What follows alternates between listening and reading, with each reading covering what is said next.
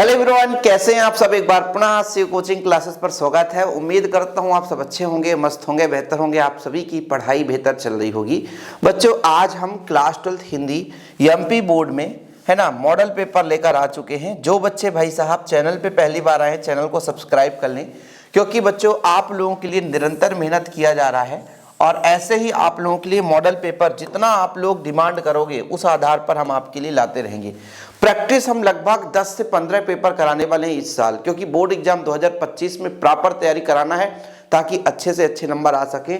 और भाई साहब चैनल पे पहली बार आए, चैनल को सब्सक्राइब कर लेना। जिन बच्चों को हिंदी का नोट्स लेना होगा तो कॉन्टैक्ट नंबर मैं दे दूंगा आप लोगों को। जैसे बहुत सारे बच्चों का डिमांड रहता है कि सर हिंदी का नोट्स आपके पास हो तो दे दीजिए, तो ये भैया नंबर आप लोग नोट कर लो, ठीक है। नंबर आप लोग नोट कर लेना, ठीक। 9685 9685 29 91 49, ठीक है बच्चों, 29 91 49। ये मेरा पर्सनल नंबर है, यहाँ पे 9 है, शायद ना दिखता होगा।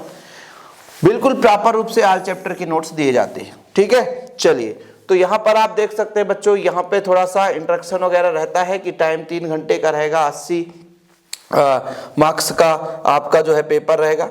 तो यहाँ पर आप देख सकते हैं। इसके आगे भी आप थोड़ा चलेंगे तो भाई यहाँ पे पूरा इंट्रोडक्शन रहता है। फर्स्ट पेज में तो पूरा इंट्रोडक्शन ही रहता है, ठीक है। तो इसमें ज़्यादा आप लोग परेशान होने की जरूरत नहीं है, ठीक है। ये निर्देश वगैरह रहता है, आप लोग देख लेना निर्देश। चलिए चलते हैं हम क्वेश्चन पर, जहां पर मुद्दे की बात है भाई साहब। आज हम क्वेश्चन देखेंगे।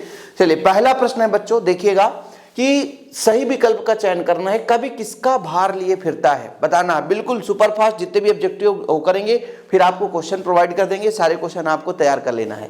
पहला प्रश्न है, कवि किसका भार लिए फिरता है, सुख दुख का, जग जीवन का, निरउर का या यौवन का।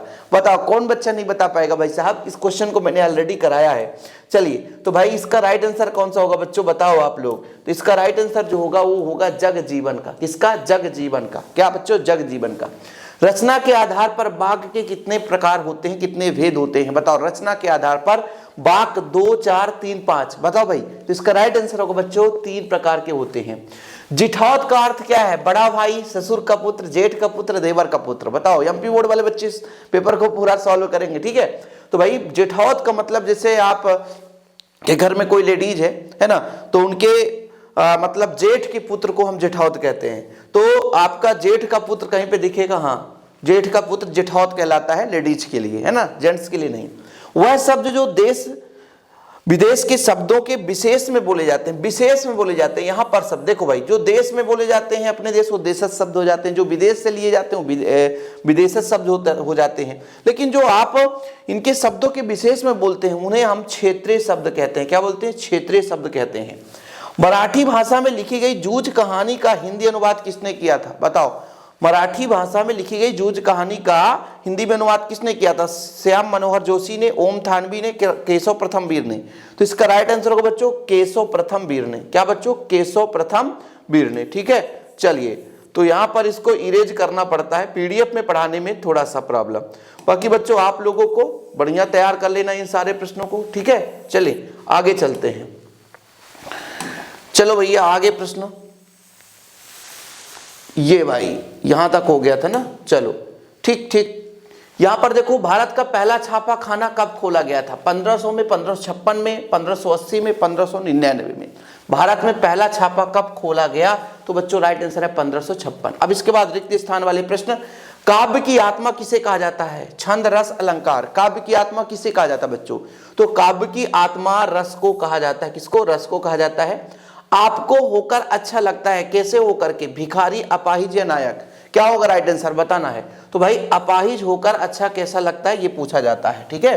दाल ना गलना, सफल ना होना, विफल ना होना, काम ना होना। दाल ना गलना मतलब जैसे आप लोग अपना कहीं पे हाव भाव जमाना चाहते, अपना रुतबा दिखाना चाहते, लेकिन वहां पर आपका प्रभाव नहीं होता है तो आप सफल नहीं होते, तो दाल ना गलना हो जाता है। पहलवान की ढोलक पाठ की विधा है, क्या है बच्चों? कहानी है, व्यंग है, उपन्यास है। इसका राइट आंसर बताना है, कहानी, व्यंग, उपन्यास। तो पहलवान की ढोलक पाठ की विधा बच्चों यहां पर आप लोगों का उपन्यास हो जाएगा। जब एक ही शब्द की पुनरावृत्ति होती है तो उसे कौन सा शब्द युग्म कहा जाता है? पुनरुक्ति शब्द, सार्थक या विपरीतार्थक। देखो भाई, विपरीत तो हो नहीं सकता है क्योंकि उल्टा होता है, लेकिन जो बार बार आता है पुनरुक्त होता है बच्चों, उसे पुनरुक्त शब्द हम कह सकते हैं।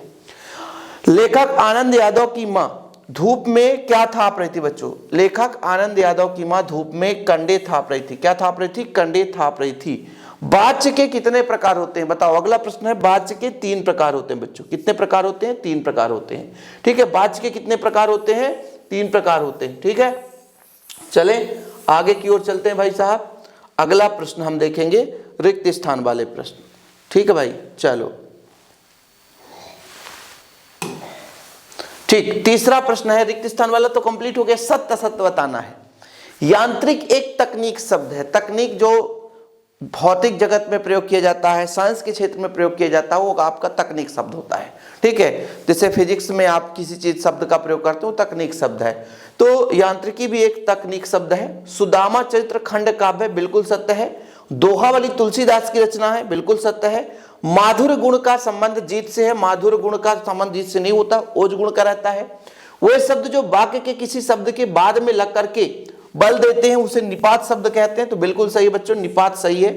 तुलसीदास को लोकनायक कवि कहा गया, क्या सही है? हाँ भाई साहब, ये भी सही है। तो केवल एक असत्य बच्चों, बाकी सबके सब सत्य हो जाते हैं। चलते हैं अगले प्रश्नों पर बच्चों। ठीक है, प्रश्न क्रमांक 4 है, सही जोड़ी मिलान करना है। यहां पर देखो बच्चों, आपका पहला जो वर्ड यहां पर निपात शब्द, प्रश्नबोधक निपात मतलब क्या है और कब हो जाएगा। ठीक है, प्ले ऑफ द बर्ड जो बच्चों है, ये आपका W.H. आर्डन ने कहा था। ठीक बच्चों, अतीत के दबे पांव, ये आपका ओम थानवी में चला जाएगा। वर्ण बोलने में लगा समय बच्चों, ये आपका मात्रा कहलाता है। ठीक है बच्चों, बादल राग, बादल राग। ठीक है, अभी आप देखो कौन कौन से ऑप्शन बच चुके हैं भाई। बादल राग जो हो जाएगा, यहां पर सूर्यकांत त्रिपाठी निराला जी की रचना है। जो पहलवान की ढोला के बच्चों एक शब्द है, इसका फणीश्वर नाथ रेणु ने लिखा था। ऑप्शन में नहीं है ना, फणीश्वर नाथ रेणु होना चाहिए। ऑप्शन में जो रघुवीर सहाय है, इसके जगह फणीश्वर नाथ रेणु होता तो अपन इसको मिला देते। आप लोग इसको चेक करके बताना पहलवान की ढोला के लेखक कौन है। ठीक है, चलिए निम्नलिखित प्रश्नों के एक वाक्य में उत्तर देना। रीतिकाल का एक अन्य नाम बताना है आप लोगों को। रीतिकाल का एक अन्य नाम बताना है। आप लोग बहुत समझदार हो भाई। रीतिकाल को श्रृंगार काल के नाम से जाना जाता है। आमतौर से नाटक की अवधि कितनी होती है बच्चों? 15 से 30 मिनट। 15 से 30 मिनट होती है बच्चों, 15 से 30 मिनट होती है। ठीक है, दिख रहा है कि नहीं भाई कलर वगैरह? नहीं तो फिर कह दो कि सर कलर समझ में नहीं आया, है ना, कलर समझ में नहीं आया। हो सकता ना आता हो भाई। 15 से 30 मिनट, चलो ठीक है, कोई बात नहीं है। शब्द शक्ति 3 प्रकार के होते हैं। इसे किसे कहते हैं? शब्द की अर्थ बताने वाले को हम क्या बोलते हैं? शब्द शक्ति बोलते हैं। शिरीष का फूल कब लहकता है? गर्मी के दिनों में शिरीष का फूल लहकता है, लहलहाता है, एक प्रकार से होना चाहिए। कवि ने अपने खेत में कौन सा बीज बोया था? शब्द रूपी बीज बोया था। क्या बच्चों? शब्द रूपी बीज बोया था।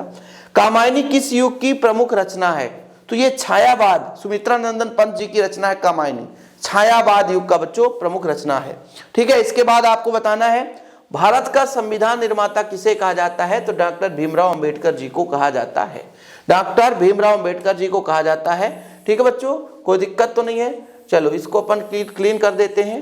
अरे भैया काम करो ना यार, क्यों नहीं कर रहे हो, है ना, ये होता है भाई।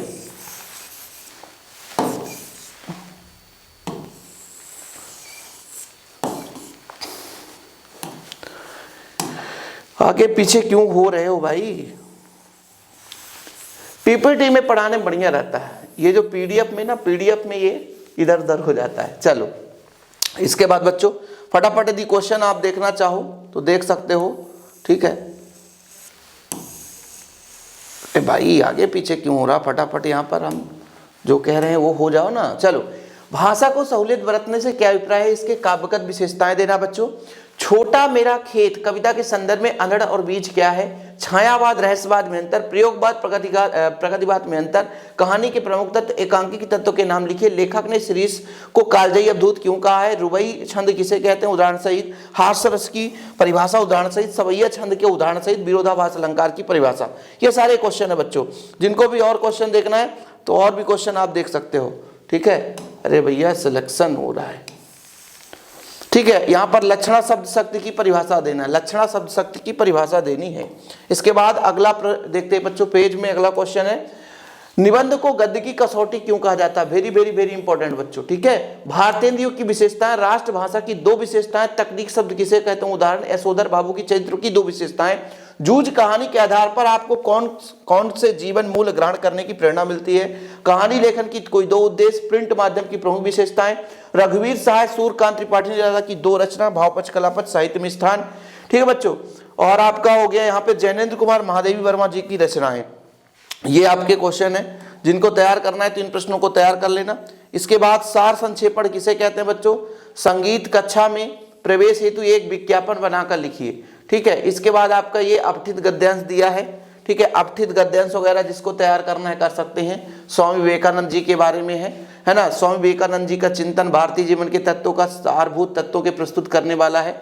उनकी प्रासंगिकता इस समय इसलिए अधिक महत्वपूर्ण है कि वे हमारे आज के जिज्ञासाओं का समीचीन समाधान प्रस्तुत करते हैं। तो ये कथन है, इनको पढ़ने की जरूरत नहीं रहती। मेरे 2-2 नंबर वाले जो क्वेश्चन उन्हें पढ़ लेना, क्योंकि देखो भाई ये पूरा कथन है, इसको मैं बढ़िया अलग से समझाऊंगा। समय मिलेगा तो इनको बढ़िया मैं डीप में समझा दिया करूंगा कि अपठित गद्यांश आपको किस प्रकार से लिखना है, कैसे क्या करना है, ठीक है। इनमें अलग से लेक्चर आएगा, 15 मिनट का एक ही क्वेश्चन रहेगा, तो आगे चलकर मैं समझाऊंगा।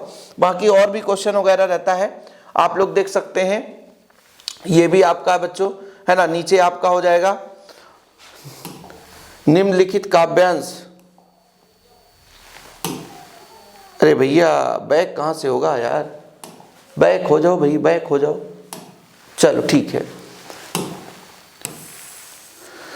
चलो भाई। इसके बाद और भी प्रश्न आप देख सकते हो। संदर्भ प्रसंग व्याख्या का आपका देख लेना बच्चों, जिसको भी तैयार करना है ना। इसको स्क्रीनशॉट लेना हो तो ले लेना आप लोग, ठीक है। ये आपका हो गया क्वेश्चन नंबर 21 हो गया बच्चों, ठीक है। इसके बाद क्वेश्चन नंबर आपका 22 हो गया। देखो ये प्रश्न तैयार कर लेना। ध्वनि विस्तारक यंत्रों पर प्रतिबंध, ध्वनि विस्तारक यंत्रों पर प्रतिबंध लगाने हेतु जिलाधीश महोदय को प्रार्थना पत्र, परीक्षा की तैयारी की जानकारी देते हुए पिता को पत्र, ठीक है बच्चों। पुस्तकालय, मेरा प्रिय खेल, अनुशासन का महत्व, पर्यावरण का प्रदूषण, बहुत ही इंपॉर्टेंट है, आप लोग तैयार कर लेना, ठीक है। बाकी और इसके अलावा कुछ क्वेश्चन है नहीं, ठीक है। आप लोग पूरे के पूरे जितने भी क्वेश्चन है बच्चों वो तैयार कर लेना, और जो भी आगे ऐसे ही मॉडल पेपर और भी लाता रहूँगा। बाकी इनका सोल्यूशन भी धीरे धीरे करके आएगा, जितना हो सकता है बेहतरीन रूप से कोशिश करता हूँ आप लोगों के लिए। बाकी आप लोगों का एक ही छोटा सा रिस्पॉन्स होना चाहिए, प्यार सपोर्ट बनाए रखें। बाकी ये कॉन्टैक्ट नंबर है, जिन लोगों ने नहीं लिखा है हिंदी का, यदि आप MP बोर्ड से हैं, हिंदी का नोट्स लेना चाहते हैं तो 96 85 29 91 49, मात्र 100 रुपये लगता है बच्चों, लेकिन प्रॉपर रूप से नोट्स दिए जाते हैं, ऑल चैप्टर के नोट्स। बाकी एग्जाम तक जो भी हेल्प हो सकता है वो करते रहेंगे। फिलहाल अभी के लिए इतना ही। जय हिंद, वंदे मातरम।